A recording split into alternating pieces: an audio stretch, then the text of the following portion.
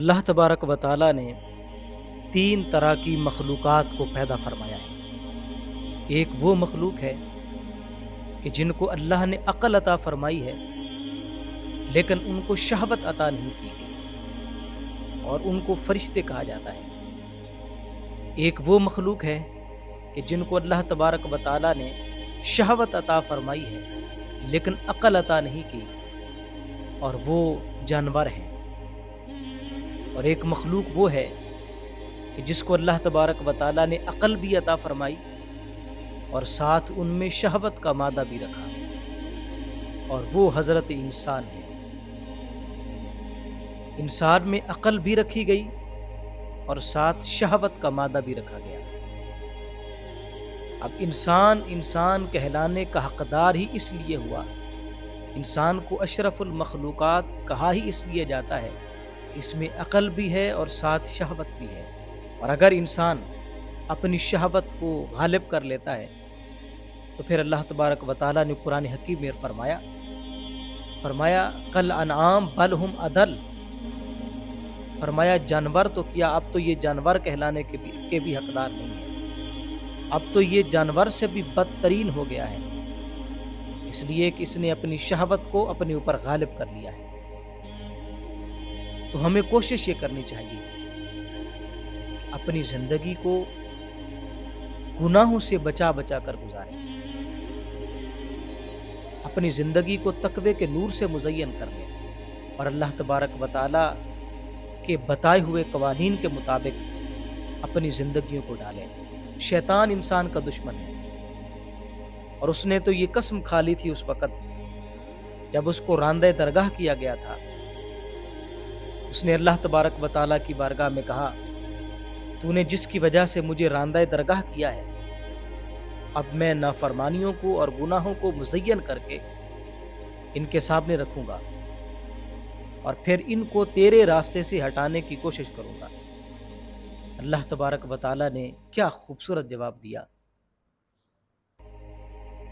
فرمایا اگر تو ان کو میرے راستے سے ہٹانے کی کوشش کرے گا تو ان کے سامنے نافرمانیوں اور گناہوں کو مزین کر کے رکھے گا، تو فرمایا میرے بندے جب گناہ کرنے کے بعد میرے سے توبہ اور استغفار کریں گے تو یہ جتنی بار بھی توبہ کریں گے، جتنی بار بھی گناہ کریں گے، لیکن اس کے بعد پلٹ کے میری بارگاہ میں آ جائیں گے، میں ان کے سارے گناہوں کو بخش دوں گا، بلکہ ان کے گناہوں کو بخش کر کے ان سارے گناہوں کو نیکیوں میں بدل دوں گا۔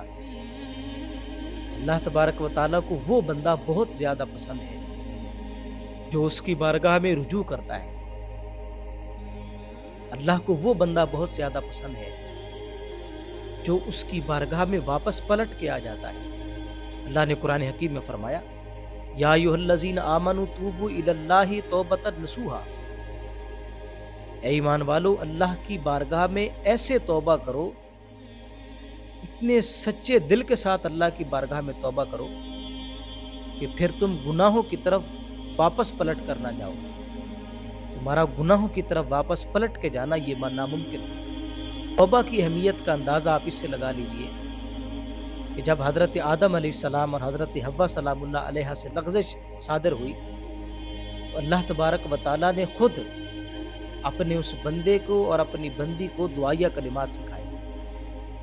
اللہ نے فرمایا کہ میرے سامنے یوں عرض کرو، ربنا ظلمنا انفسنا وان لم تغفر لنا وترحمنا لنکونن من الخاسرین، اے ہمارے رب ہم نے اپنی جانوں پر ظلم کیا، اگر تو ہمیں نہیں بخشے گا، وان لم تغفر لنا، اگر تو ہمیں نہیں بخشے گا، لنکونن من الخاسرین، تو ہم ضرور خسارہ اٹھانے والوں میں سے ہو جائیں گے۔ تو جو لوگ اللہ کی بارگاہ میں پلٹ کر واپس نہیں جاتے، جو لوگ اپنے گناہوں پر نادم اور شرمندہ نہیں ہوتے، تو وہ بندے نقصان اٹھانے والوں میں سے ہوتے ہیں۔ خسارہ ان کا مقدر ہوتا ہے جو اپنے گناہوں پر ڈٹ جاتے ہیں، جو اپنے گناہوں پر بار بار اصرار کرتے ہیں اور اللہ تبارک و تعالیٰ کے دیے ہوئے قانون کو پامال کرتے ہیں۔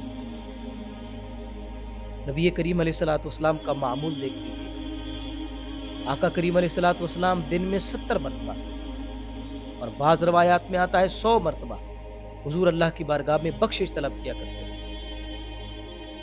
حضور تو معصوم عن الخطا ہے، خطا سے پاک ہے، لیکن یہ تعلیم امت کے لیے تھا کہ جب بھی تم گناہ کر لو تو اللہ تبارک و تعالیٰ کی بارگاہ میں بخشش طلب کرو، اللہ کی بارگاہ میں رجوع کرو، توبہ اور استغفار یہ اپنا معمول بنا لو۔ نبی کریم علیہ السلام نے فرمایا میں دن میں 70 مرتبہ اور 100 مرتبہ اللہ کی بارگاہ میں بخشش طلب کرتا ہوں، توبہ کرتا ہوں، استغفار کرتا ہوں۔ فرمایا تم بھی اللہ تبارک و تعالیٰ کی بارگاہ میں استغفار طلب کیا کرو، توبہ کیا کرو۔ تو توبہ یہ ایک بہت بڑی نعمت ہے۔ نعمت اس لحاظ سے ہے کہ اللہ تبارک و تعالیٰ ہمارے گناہوں کو نہیں دیکھتا کہ ہم نے گناہ کتنے بڑے بڑے کیے ہیں، بلکہ اللہ کی رحمت اتنی وسیع ہے کہ جب اس کے بندے پلٹ کے اللہ کی بارگاہ میں واپس جاتے ہیں تو اللہ تبارک و تعالیٰ اپنے بندوں کے ان گناہوں کو بھی نیکیوں میں بدل دیتا ہے۔ تو ہمیں گناہوں سے بچ کر کے زندگی گزارنی چاہیے۔ ہماری زندگی تقوی سے عبارت ہونی چاہیے، تقوی کا نور ہماری زندگیوں میں شامل ہونا چاہیے۔ ہم جہاں کہیں بھی ہوں، تنہائی کی حالت میں ہوں، ہم جلوت میں ہوں یا خلوت میں ہوں، ہر وقت اللہ تبارک و تعالیٰ سے ڈرتے رہیں۔ ہمارے دل میں یہ بات پختہ ہونی چاہیے کہ ہم 70 پردوں میں جا کے بھی اگر گناہ کرنے لگیں گے تو ہمیں کوئی بھی نہیں دیکھ رہا ہوگا، تو ہمارا رب تو ہمیں دیکھ رہا ہوگا۔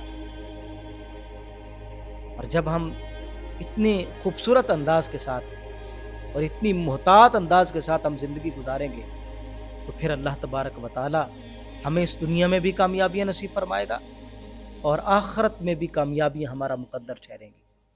ورنہ اس دنیا میں بھی ذلت و رسوائی اور آخرت میں بھی ذلت و رسوائی۔ میاں محمد بخش علیہ رحمہ فرماتے ہیں نا کہ چٹی چادر پھمڑا والی داغ نہ لامی جڑیاں، پھر نہ آکھی حشر دہاڑے حال ربا کی بڑے۔